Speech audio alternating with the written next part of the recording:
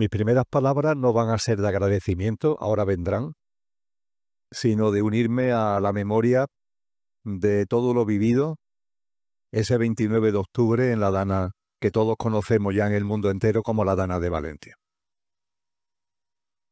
He tenido ocasión de compartir, antes de comenzar este encuentro, con personas que lo habéis vivido de manera directa, en algunos casos con fallecimiento directo de seres tan queridos como un padre, y ciertamente son experiencias muy duras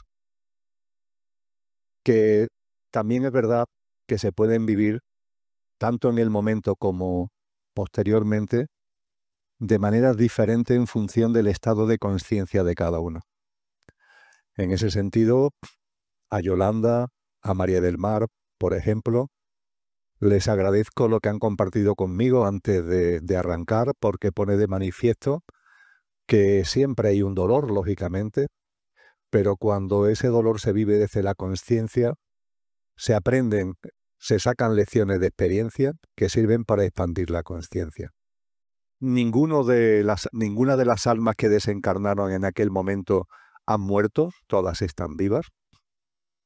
Seguro que cuando las recordamos con corazón y amor se hacen presentes en esa comunicación sutil de la que nos hablaba Agustín de Hipona, cuando con relación a su hermano fallecido decía algo tan hermoso como: no lo mencionemos con solemnidad cuando nos acordamos de él, no le cambiemos el nombre como siempre lo hemos llamado, porque está aquí, simplemente al otro lado de la habitación, en la habitación de al lado. Cuando la conciencia la vamos abriendo, este tipo de cosas sabemos que pertenecen a la realidad. Y como también me comentaba Yolanda, también vamos percibiendo que lo que no pertenece a la realidad es donde estamos, por la cantidad de niebla, de confusión que hay. Vamos a hablar sobre ello en esta tarde. Y también permitirme que, además del recuerdo a todas las almas desencarnadas en aquel momento, también tenga un recuerdo para todas las almas encarnadas que se volcaron, aquí hay muchas, que se volcaron en solidaridad, en cooperación, en apoyo, individualmente, colectivamente, poniendo de manifiesto como en su marco nos decía la Madre Teresa de Calcuta. Ella decía: en una guerra se dan los actos de odio más tremendos que pueden salir del ser humano. Pero ojo, también los actos de amor. También los actos de amor. La Dana de Valencias ha servido también para poner de manifiesto que en tesituras tan duras también pueden salir los mayores y más maravillosos actos de amor. Y permitirme que, como modestamente colaboré con ello, eso lo personifique en Pedro Gil y en la Fundación Valenciana de Meditación, como simple muestra de las muchos colectivos y muchas entidades que se volcaron en apoyo y en solidaridad. Así que un recuerdo sentido para todos ellos. Dicho esto, pasamos a los agradecimientos, que no son protocolarios. En este caso tengo que comenzar por agradecimiento a José Miguel, ¿vale? Yo creo, José Miguel, que físicamente nunca nos habíamos visto, ¿no? Sí, ¿no? Pues no lo recordaba yo, José Miguel. Y José Miguel hace ya muchos años que viene colaborando, por ejemplo, en el blog que gestiono a través de sus escritos. Ahora colabora también en la comunidad de Telegram que tenemos del proyecto de Conciencia y Sociedad Distópica. Y bueno, como ya él mismo se ha declarado y Aurelio ha recordado, es un cubano afincado entre nosotros, pero que no pierde ni el acento ni el gracejo cubano, como creo que todos hemos puesto de manifiesto.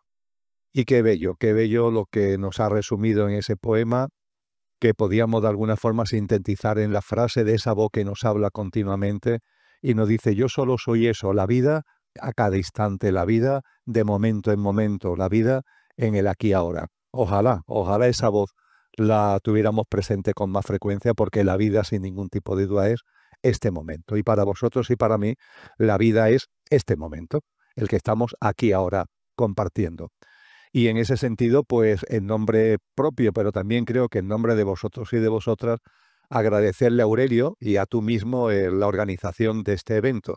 Son ya muchos los años que venimos realizándolo, y Aurelio siempre está a disposición para que todo marche además de manera impecable. Me recordabais algunos, siempre en el mes de abril. Pues sí, siempre por lo menos lleva ya mucho tiempo siendo en el mes de abril. Cambiamos la fecha en función de la Semana Santa. Este año la Semana Santa es un poco más tardía, el encuentro es antes. La semana que viene, perdón, el año que viene, como el tiempo va tan rápido, es casi la semana que viene, pero bueno, hay que ser correctos. El año que viene, la Semana Santa se adelanta, sin embargo, es en la segunda quincena de marzo, con lo que este encuentro será en abril, pero después de Semana Santa. Así que, Aurelio, muchas gracias. Y muchas gracias, desde luego, a vosotras y a vosotros por vuestra asistencia, sin ningún tipo de duda, pero sobre todo por vuestra presencia. Yo soy un privilegiado, estando aquí, que os puedo ver a todos y a todas, percibo la hermosa fuerza, el hermoso amor.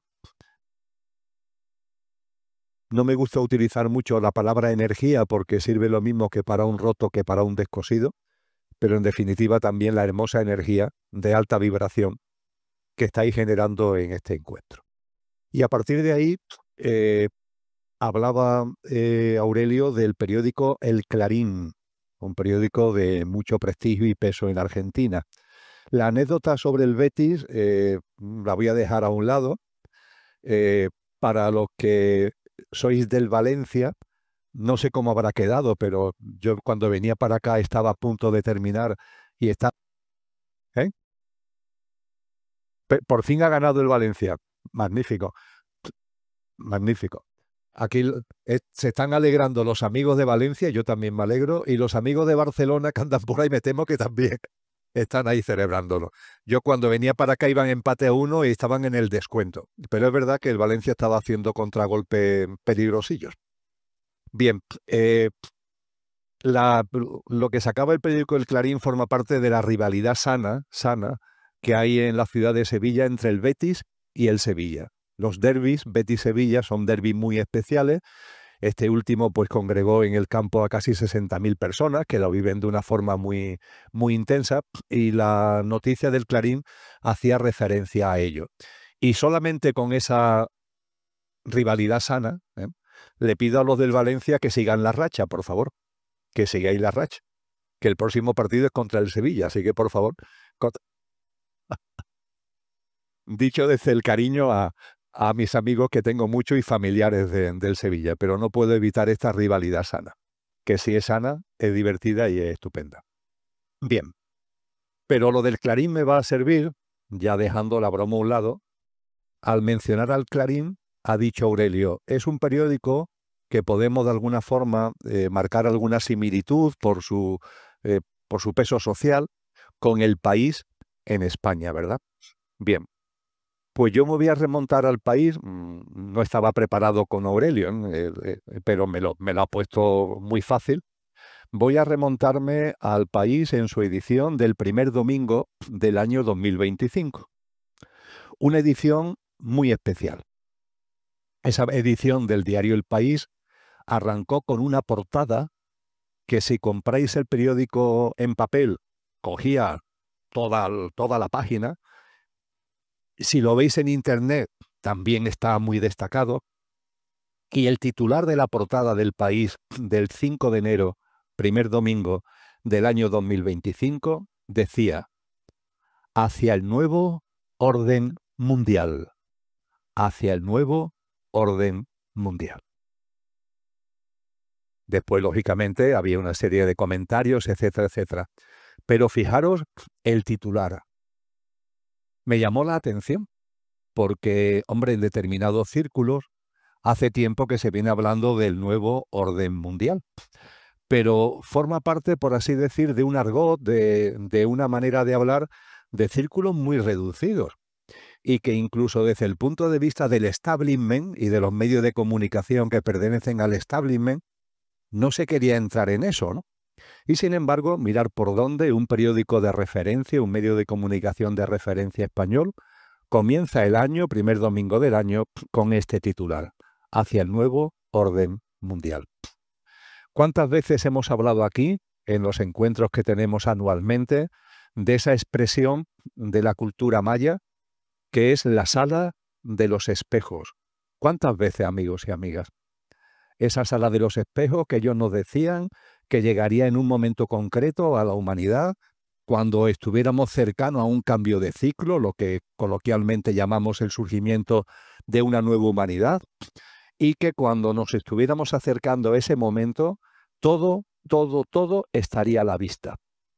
Si lo pensamos, es lógico, ante un cambio de ciclo, el final de un ciclo y el inicio de otro, un gran cambio de ciclo, las almas encarnadas tienen que tener un contexto para darse cuenta, para tomar conciencia. Que lo hagan o que no lo hagan ya es otra cosa, eso depende de cada cual. Pero tienen que darse las circunstancias para que todo quede a la vista, en lo colectivo y en lo personal, en lo personal y en lo colectivo. Y esto hace referencia a la sala de los espejos. Pues bien, yo uní este titular del País a la sala de los espejos.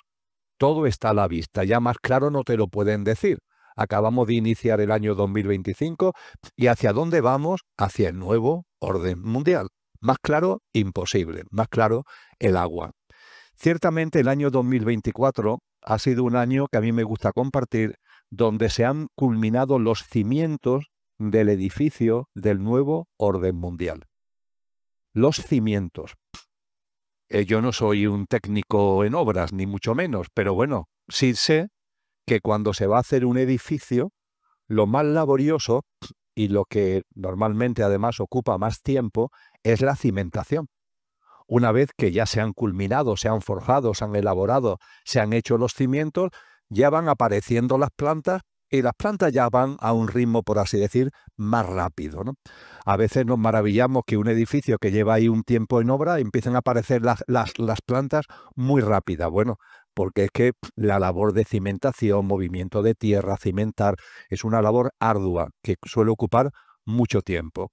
Bueno, pues utilizando ese símil, me gustaría compartir con vosotros y con vosotras como hipótesis para vuestra consideración, no para que lo creáis, pero que mi percepción es que los cimientos del nuevo orden mundial se pusieron en el año 2024 y que ahora, entre el año 2025 en el que estamos y el 2029, son 5 años, 25 a 29, un lustro, son 5 años, vamos a ir viendo cómo van poniéndose las plantas del nuevo orden mundial. Y lo vamos a ir viendo. Y claro, el nuevo orden mundial significa el surgimiento de algo que es nuevo, de ahí el nombre, pero también el desmantelamiento de lo viejo. Y eso también lo vamos a ir viendo. Es decir, vamos a ir viendo cómo va surgiendo ese edificio nuevo y a su vez lo que han sido las estructuras desde el punto de vista social, económico, etcétera, tecnológico, van a caer las antiguas para que aparezca ese nuevo orden. Es en lo que estamos. Y me gustaría también invitaros a la siguiente reflexión. Cuando observemos lo que está ocurriendo y lo que va a ocurrir de aquí al año 2030, con la famosa agenda como telón de fondo, nos va a llamar mucho la atención lo que vemos a simple vista, porque van a ser acontecimientos de mucho movimiento y con mucho eco. Vuelvo a la sala de los espejos, con mucho eco, con muchas noticias, con mucho ruido mediático en torno a ello. Pero os invito a que no os quedéis en la punta del iceberg.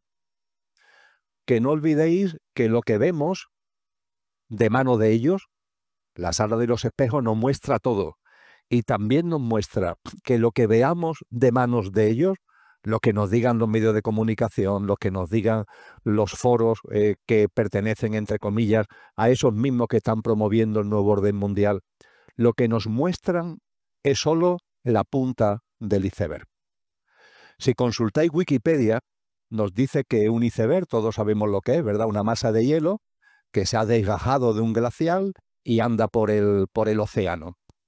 Nos dice Wikipedia que si tuviéramos delante un iceberg, lo que vemos es el 18% del iceberg, porque el 82% está por debajo del agua y por tanto no lo vemos. Y lo que vemos que ocurre en la punta del iceberg ocurre por lo que está pasando debajo. Por ejemplo, si percibimos que la punta del iceberg se está deshelando, ¿ese deshielo a qué se debe? Podemos pensar que se debe a que la temperatura del ambiente ha subido. No, no se debe a eso. Se debe a que la parte del iceberg que no vemos ha entrado en contacto, el 82% del iceberg que no vemos, ha entrado en contacto con aguas cálidas, con corriente de agua cálida, y eso es lo que está provocando el deshielo del iceberg. Si el 82% del iceberg siguiera en contacto con aguas frías, aunque la temperatura en superficie fuera más alta, se mantendría el iceberg helado. Cuando lo vemos deshelarse es porque lo que no vemos ha entrado en contacto con aguas subterráneas cálidas que están provocando el deshielo del iceberg que nosotros vemos en su punta. Y es tan importante que seamos conscientes de que lo que aparece en las televisiones, en los medios de comunicación, etcétera, etcétera, es la punta del iceberg. No lo olvidéis, porque nos pueden confundir y de hecho nos confunden con esto. Lo que está ocurriendo debajo del iceberg es algo muy sencillo. Lo que está ocurriendo en la parte del iceberg que no vemos es algo muy sencillo de entender, enormemente sencillo.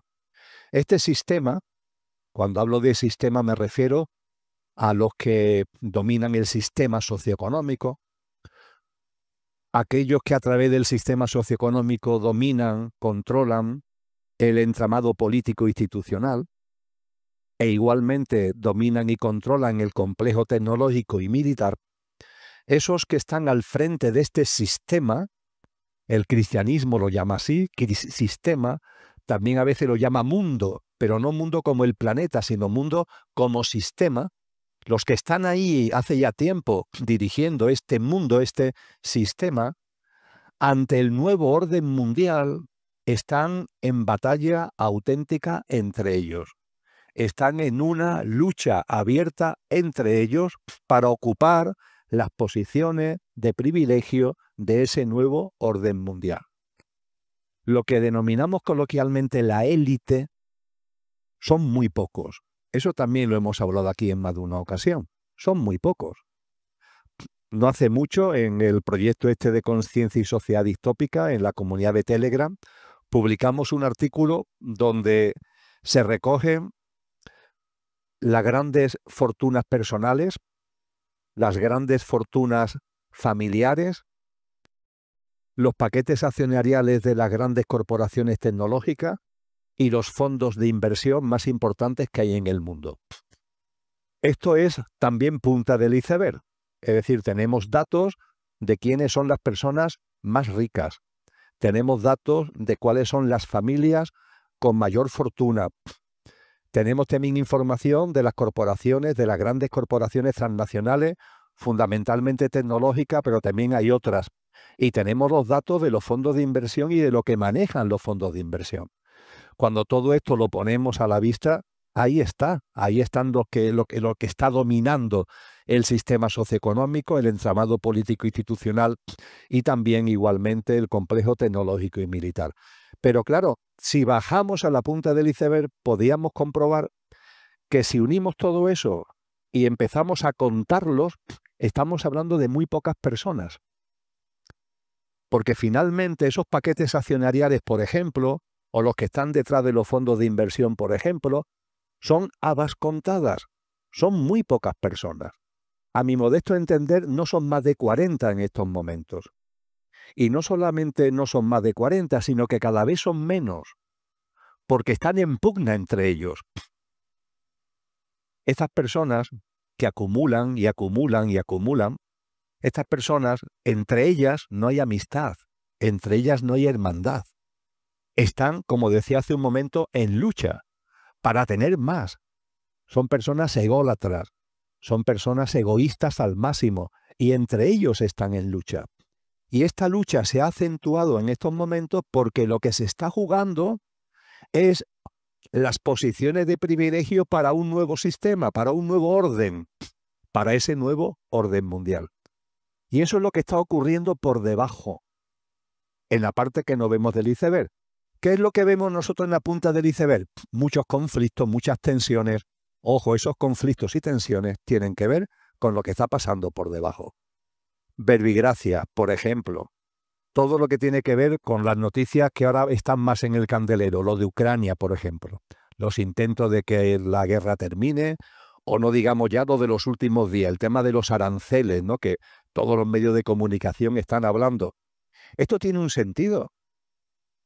Aquí, aunque a veces nos digan cosas para confundirnos, aquí no se da puntada sin hilo. No están locos. Este tío está loco. No, no, aquí no hay loco. En esos niveles no hay locos. Nos pueden parecer locos, pero no hay locos. Ahí no llegan locos. Ahí llegan gente que tiene, yo no digo que ellos por sí mismos, pero son como marionetas de gente que tiene mucho peso y mucho poder, y los que aparecen en la punta del iceberg no son locos, son marionetas, pero esas marionetas saben lo que hacen bajo la dirección de aquello que no se ven. Cuando os comparto, para que nos podamos buscar un símil que nos dé un poquito de sentido del humor, que es necesario. Cuando comparto con vosotros y con vosotras que entre ellos están en una lucha por los puestos de privilegio en el nuevo orden mundial, fijaros, lo que ha sido el orden actual ya no estaba, está desapareciendo. Los que han tenido hasta ahora el poder siguen queriéndolo tener. Pero claro, el nuevo orden es otra cosa distinta, con lo cual tienen que ganárselo, entre comillas. Y empieza la pelea entre ellos, en la que están metidos.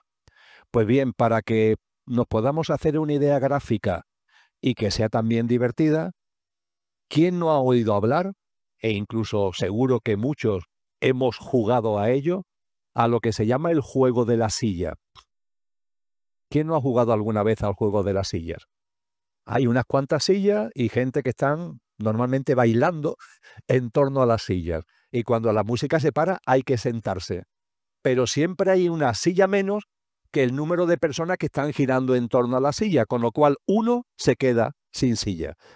Deja de jugar, estás expulsado del juego. Seguimos el juego, quitamos otra silla y los que han mantenido ahí el juego dan vueltas. Se para la música. Claro, el mismo problema. Hay una silla menos que los que están compitiendo, con lo cual se sientan cada uno como pueden, pero hay uno que se queda sin silla. Pues tú quedas fuera. Creo que es un juego que si no lo habéis jugado, por lo menos sabéis de lo que estoy hablando. En eso están ellos, con sentido del humor. Están en el juego de las sillas. Las sillas son pocas y ellos son más que las sillas que hay. Las sillas de privilegio son pocas y ellos son más que las sillas de privilegio en el nuevo orden mundial, porque el nuevo orden mundial va a concentrar el poder como nunca. De hecho, se nos dice en los textos cristianos que habrá un momento que en ese nuevo orden mundial el poder esté en manos de una persona, lo que le llaman la bestia, la figura de la bestia. Con lo que hay una concentración de poder cada vez mayor, es decir, cada vez hay menos sillas, y claro, si hay menos sillas, se van expulsando a gente que hasta ahora han tenido silla, pero que ya no la van a tener. Eso es lo que está pasando por debajo, en la parte del iceberg que no vemos. Y si lo reflexionáis, lo repito como hipótesis para vuestra consideración, aquellos miembros de la élite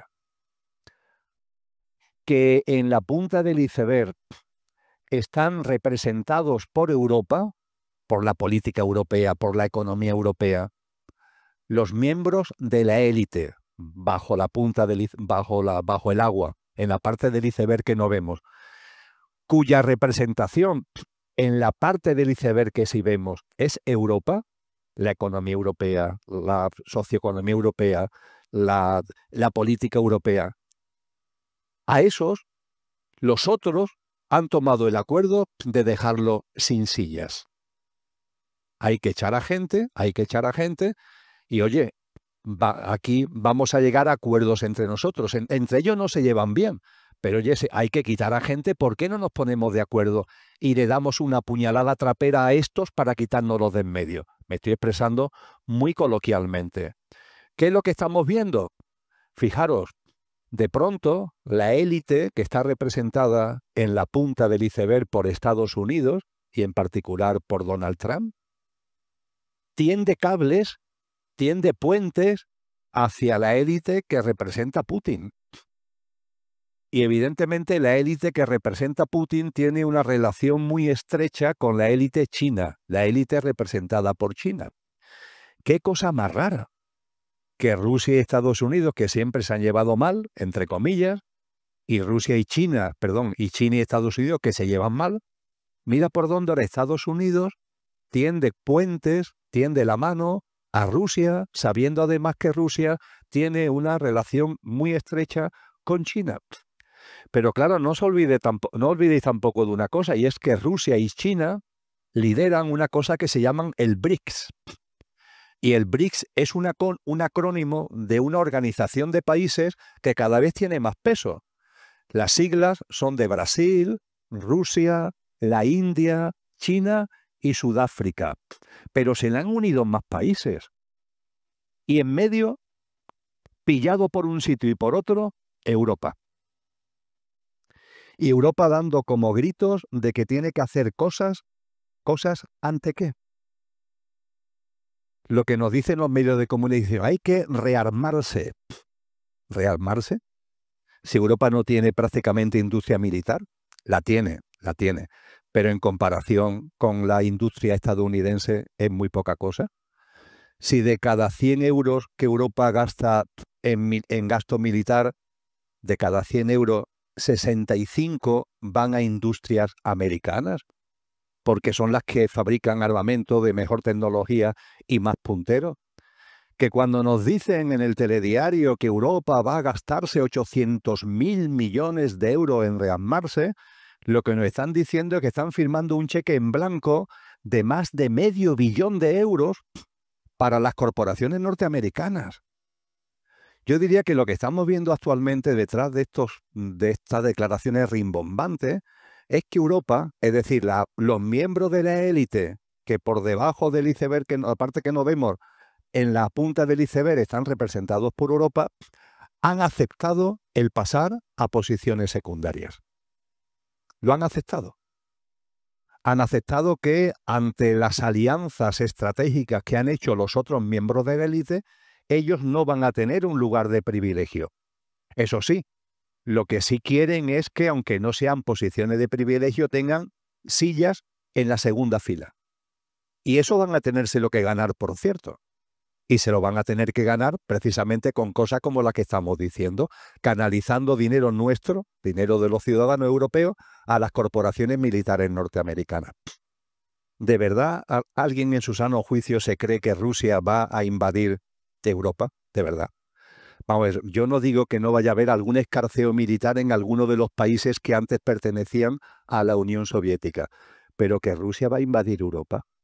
Hombre, ya está bien de meter miedo, ya está bien de engañarnos, pero si lleva 3 años peleando con Ucrania y no ha conseguido más del 15% del territorio, que sí, que tiene armamento nuclear, sí, ciertamente tiene armamento nuclear, pero desde el punto de vista de invasión, el armamento nuclear, ¿qué va a hacer? ¿Destruir Europa? Eso no sería invadir Europa, sería destruir Europa. ¿Pero qué se gana con destruir Berlín, París o Madrid con una bomba nuclear? Eso no tiene ni pie ni cabeza. Hay, como siempre, una estrategia de miedo, y en esa estrategia de miedo lo que se está ahora mismo vendiendo en Europa es simplemente una pose de unos miembros de la élite que saben que ya no tienen lugar de privilegio en el nuevo orden mundial y que están intentando al menos, ya que no tienen un sitio en la primera fila, tenerlo en la segunda. Todo esto lo comento no para seguir entrando en detalles, sí para, de alguna forma, convocaros a que miréis más allá de la punta del iceberg, que no nos creamos lo primero que aparece en la pantalla, en el escenario, porque hay detrás otras cosas, y que también seamos conscientes de que ellos están a lo suyo. Ellos están a lo suyo. Los que van ganando sitio, los que van perdiendo sitio, los que tienen silla en la segunda fila, ellos van a lo suyo. Y nos intentan permanentemente engañar con grandes declaraciones de intenciones, con mucha palabrería, toda vacía, toda zafia. que incluso conforme nos vamos dando cuenta de las cosas son un insulto a la inteligencia. Pero lo cierto es que paso a paso, se va a ir construyendo ese nuevo orden mundial al que he empezado a hacer referencia a propósito de la portada del País del 5 de enero.